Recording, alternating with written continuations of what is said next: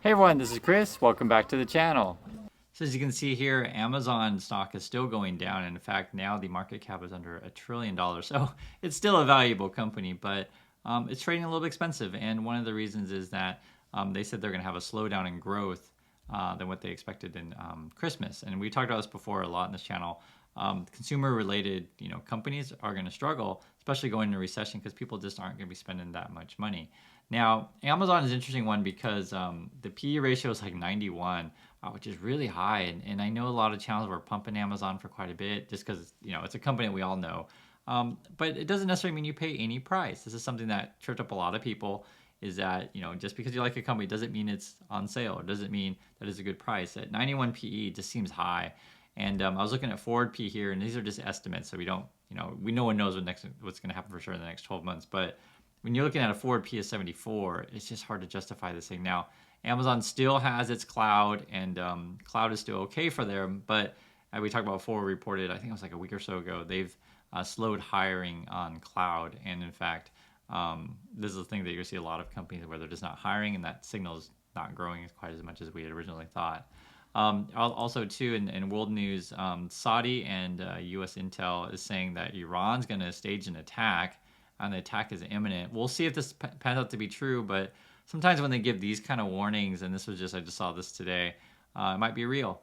No one knows 100 on this stuff, but basically the gist is that they're saying that Iran is trying to distract from all of the protests of the young people in Iran, and so that's over the death of the woman that was essentially wearing the wrong clothes, and the morality police, killed her. I'm sure you guys know, and we'll see if Iran ends up attacking. That they're either going to attack Saudi Arabia or Iraq. Northern Iraq is what they're saying. So keep an eye on that. And I talk about this so much all the time is that the USA needs to essentially develop their own energy situation, own energy sources to not have to be so involved in the Middle East. It's such a hassle. I what was it, high school back in the 90s, it was like the first Gulf War, and that was like 30 years ago, and or even more than that actually, but and we're still dealing with this stuff. So, we'll see. And I mentioned the foreign oil thing because it turns out, as I talk about how we shouldn't be, buying oil from either Saudis or even Russia, which, we put a bunch of sanctions on Russia. But as it turns out, Americans are indeed buying oil from Russia. This was a story by the Wall Street Journal, which something I didn't even know about. So I knew about the sanctions on Russia, right? But I didn't know that Americans were buying it. And how are they doing that? And it's a lot of American consumers probably don't even know. This won't make front page news because it's kind of an embarrassing story for Exxon. But basically, you get raw material from Russia, it gets refined in Italy, and then it gets shipped off to the USA. And basically, after it's refined in Italy, the Exxon can claim that the origin of the oil is Italy, right? Because again, the raw material comes from Russia, goes through Italy to be refined, and then can make it to America. And we're talking about like 2.5 million barrels, which ends up being about 7 million gas tanks. Also, too, I bonds, the interest rate did go down in these things a little bit. 6.89%. If you've been following the channel, I like I bonds. I think it's great just to save money. Don't worry about trying to, become, 1,000 extra money in one day, that kind of thing. Sometimes you just want to just preserve wealth and not lose. And I bonds offer 6.89. The interest rate did go down, but it's still okay. And especially in this world, like I said, guys, you want to preserve wealth and be diversified. Take a look at something like this. We talk about the essentially Russia said we won't guarantee safety from for food ships, right, for exports of grain from Ukraine to the rest of the world. And a list came out of which countries really depend on food from Ukraine. In fact, if you take a look at these here, it's like Lebanon, Somalia, Eritrea, Libya. It's a lot of countries in Africa, essentially, so that's why it won't make headlines. But I do think it's important. Just because something doesn't make crazy headlines and it's all about Elon all day, every day, doesn't mean it's not important. There's a lot of things that are going on in the world, and something that I want you guys just to be aware of is I try to give you guys a full picture of everything going on, because what happens is for many people, they essentially have a small view of the world and don't understand everything and get really, really frustrated with life. And the more you understand what affects you and kind of how this whole system works, the better off you'll be. And also, too, better off at take advantages of opportunities that they'll present to you. Like, for example, this is opportunity, if you want to call it that, or just how the world works, both. Essentially, as it turns out, that some companies are doing okay during this crazy inflationary time and heading recession. It's the ones who can raise prices, right? So we're talking about like a Pepsi, just for example. They can raise prices, consumers will pay it. They want to buy the chips, they want to buy the Pepsi. And then, moreover, when the costs finally do come down, then their profits will go up because they're getting people used to paying those higher prices. Companies like, say, like this one, AMD's facing a different challenge. They can't just raise prices, as much as they want because essentially it does affect demand. So some things consumers are less demand affected. So like for example, like Pepsi, if it goes from say 60 cents to 65 cents or whatever Pepsi is right now, then I'm still going to buy the Pepsi. But if it goes from maybe 60 cents to like $10, maybe not so much. But AMD, people are very, very price sensitive because it's a very competitive industry. And one of the things I thought was really interesting looking at this is sort of the differences. So they had a 40% drop in revenue on their personal computing, but a 45% increase on their data centers. And so this sort of just gives you a sense of what's going to be successful and what's not. And the other thing that I thought was interesting is I guess their gaming division, this is over at AMD, if they're connected to either the Microsoft Xbox thing or the Sony PlayStation, they said that right here, their sales are up 14%. Now, all of these things, though, are just revenue and not necessarily earnings. And the other thing, too, to understand sort of how the market is that companies like to talk about sales and revenues. The reason why is that in an inflation, yes, everything's going to go up, right? So almost every company out there that is a stable company and is profitable, they can raise prices, so their sales will always go up year over year. Almost always, but generally speaking, it'll look like it's going up. But you do want to pay attention to earnings and also to what the Fed is doing. And in fact, we can actually check on the Fed. Let's just see what Jerome Powell's up to these days. Hey, Jerome, any hints of what the race is, how much you're going to raise interest rates by? People are really concerned about this. Okay, well, we're keeping an eye on you. So, Jerome Powell, the basic gist of it, guys, is that they got to keep raising interest rates because inflation is going up too much. And it's probably going to be 75 basis points is my guess. And then so that'll be this month, and then next month we're looking at 50 as sort of the predictions, and then the next one after that is gonna be 25. Now the thing is, what people, this is not people, I'll tell you exactly. Goldman Sachs is saying that the peak of interest rates is going to be essentially 5%, and that'll be by March. But it's all data dependent, so it depends what jobs are doing. In fact, we did get some job data, and in fact, unfortunately, or fortunately, how you want to look at it, the job market is not cooling off because remember, we need unemployment to be around 5%, something like that is healthy. It's currently at 3.5%. Politicians don't want to come out and say, hey, everyone, we need you to lose your job to cool down the economy. It's not a popular thing to say, but it is a real thing. And this is essentially what the Fed is watching. They're watching inflation. They're watching, prices of everything, of course, and they're watching unemployment levels. And when you see these headlines that they're surprised that the job market is still needing people. Now, one of the things that I think is going on is there's some jobs that are hard to fill. Teacher jobs are, for example, or nursing jobs. We need people for these jobs. And there's been a shortage of teachers and nurses, and probably will continue to be. And in fact, something I mention to you all the time, for these kind of jobs, we're getting a lot of people from other countries to come and fill because Americans don't want to do it for whatever reason, any number of reasons. We talked about, like, for example, in my opinion, we probably should increase the pay of teachers. I don't think it's a crazy thing to say. Put some value in education, encourage more people to do it. But to be fair, it's hard to deal with bratty children. It's a major cultural problem in the USA that we don't respect teachers. So that's my opinion on that one. I get it. Some people say, "Oh, Chris, you're so stupid. Why should I care what some dumb teacher says?" I mean, what can you say? Also, to Uber.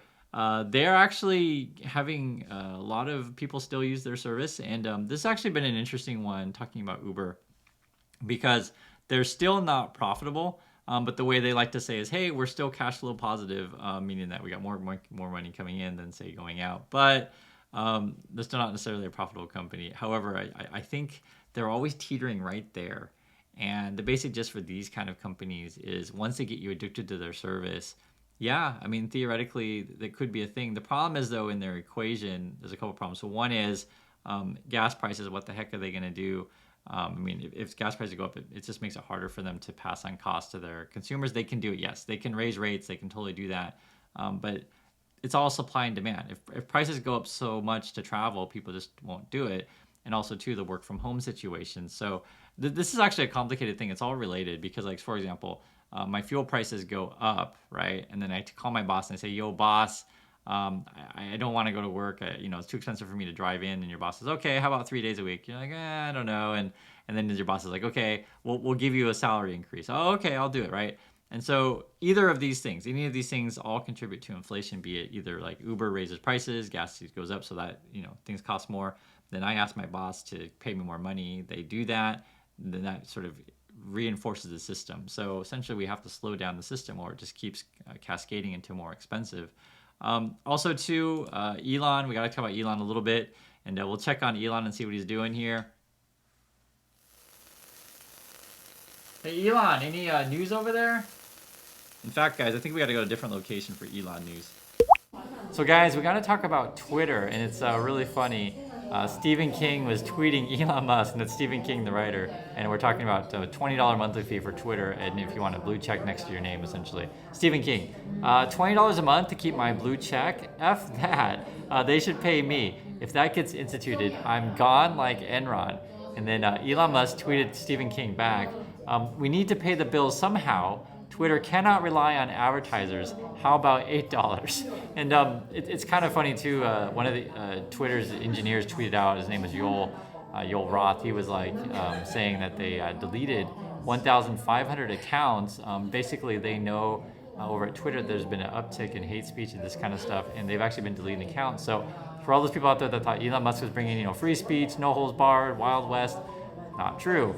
And this is something that I really want to emphasize with you guys.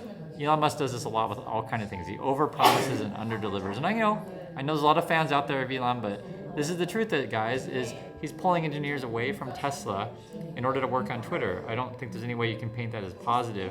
If I'm a fan of Tesla, I want Elon focusing 100% on Tesla, using all the engineers on Tesla and developing that. But it looks like he's going to be wasting a lot of time with Twitter, a lot of people's money with Twitter, and even Elon himself is saying, Twitter can't survive alone with advertisers. He's going to try to cause, people to pay for this thing, and they're proposing $8, $20 a month. And the question I'm asking you guys: would you pay for Twitter? Would you pay $28? What would you pay? Let's have this conversation, and we'll keep track of these things. This was also in the news today. Toyota actually, their what is this? Toyota profit plunged 25% on chip shortage and surging costs. This is crazy. And one of the things that we'll read the details of this thing. It's all the car companies are saying the same thing. So basically, this is according to Toyota. They're saying the business environment is changing dramatically, such as the rapid changes of foreign exchange rates, rising interest rates, and soaring material prices, and more.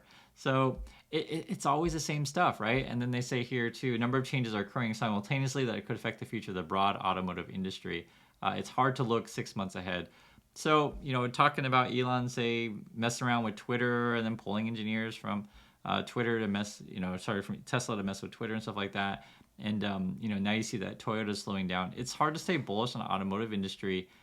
Just the demand's not going to be there, and the costs keep going up. And if people lose their jobs and stuff, I don't see it. But, I know there's lots of Tesla bulls out there saying, oh, no, cars are going to be awesome, and everyone's going to buy the most expensive car they can, and they're going to keep buying the most expensive car they can, even in a recession. And I'm not seeing it. I don't know.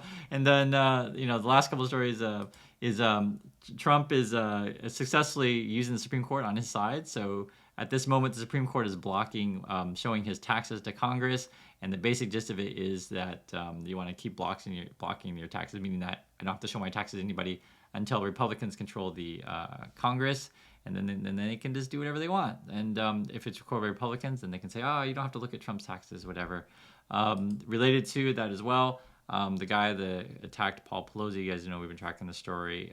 He's essentially not going to have bail, so he's going to be detained until, we'll see. I think the charges have already been there. I don't know if there's a trial date or anything like that, but no bail for this guy. And then this is an important thing too, is if you guys are looking for a career right now, and I've mentioned to you guys several times, it doesn't hurt reiterating it, is cybersecurity. This is the UK spy chief. He's like, hey, hacking is now even easier. You can just buy off-the-shelf stuff. And I don't know much about this stuff, to be honest. I'm not a hacker. I don't hack people. I don't intend to hack people. But this idea that you can easily get these off-the-shelf products, or, he's calling it hackers for hire. But the idea is that you can kind of just use, pre-made products and things like this. And people who are experts in this stuff, please share. But I guess the real problem is actually ransomware. And I didn't realize it was this high. In 2021, U.S. banks spent $1 billion in ransomware. It's crazy. And so this is sort of like one of the things I said to you guys earlier today was, if you want to be, successful and stuff like that, understand how the world works and where there's opportunities and stuff like that. So evidently you want to be, in food companies that can raise prices and people still buy it. And you want to be getting a career in cybersecurity, because it seems like this is a growing industry, unfortunately.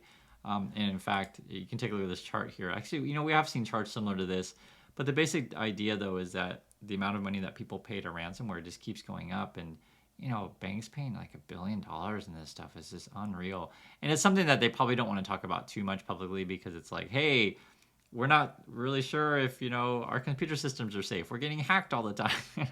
I don't think banks want to share that kind of info. So thanks again for watching, everyone, and we'll catch you guys next time.